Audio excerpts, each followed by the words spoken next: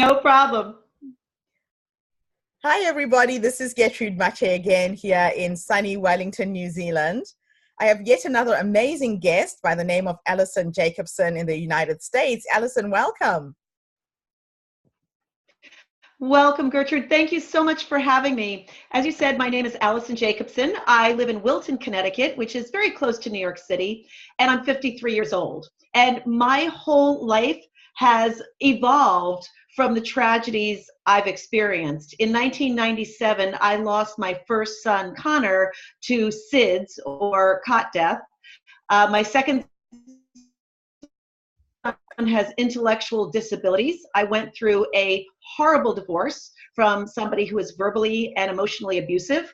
I met and married a fabulous man, only to discover 4 weeks after we were married, he was diagnosed with primary progressive multiple sclerosis. So he went from walking at our wedding to being in a wheelchair full time. I now also have my mother living with me, and I have 2 teenage daughters.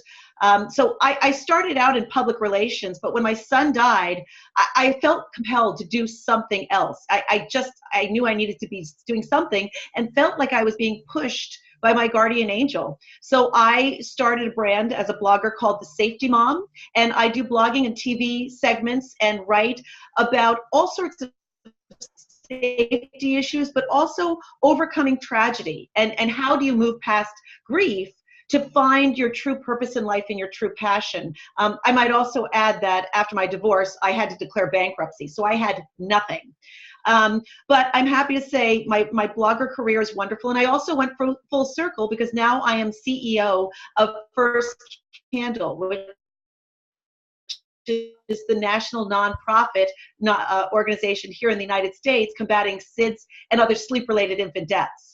So I can tell you that despite the many tragedies, I've found joy. So what was the key thing that helped you get up, dust yourself off, and keep going? It sounds like life has been a bit of a roller coaster ride there. Life has been, and I can tell you that the influence in my life has always been my mother. And she gave me probably the best words of wisdom after my son died. You know, when you're facing grief or obstacles such as a divorce or loss of a job, it can become overwhelming if you look too far into the future, and it becomes paralyzing. Yeah. And as she said, you just need to take one moment at a time, literally, just one breath, one step, and you have to find something to be grateful for. I don't care if it's just the fact that you were able to take a breath this morning, or you were able to take one step out of bed, but you have to find that gratitude in something. And I can tell you, when my husband was diagnosed with MS, he was a professional golf player, and it was very challenging for him, and he almost wanted to commit suicide.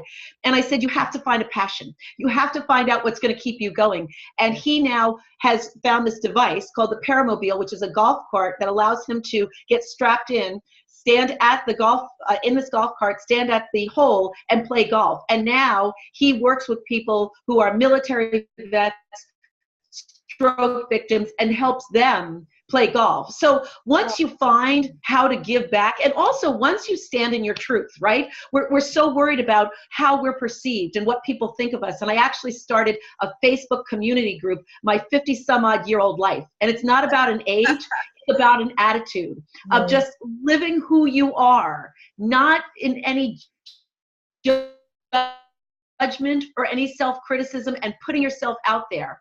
I also write a blog, Shut the Fear Up, because so much of what we do is fear-based, and we have to get past that. Oh, how amazing.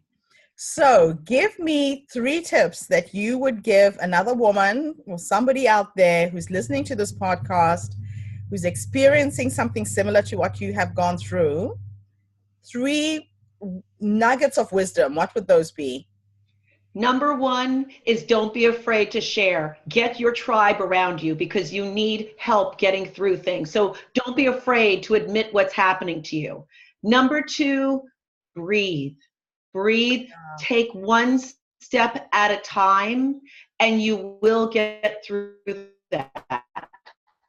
And number 3, start vision boards. Look where you want to be in 5 years. find those pictures, find those images, because I promise you, you will get there, but you need to see it in front of you. And you will be amazed to look back in 5 years and see how you've manifested what you've wanted. Oh, amazing. Thank you so much. So what is the name of your blog, just in case somebody would like to follow you online? Pleasure.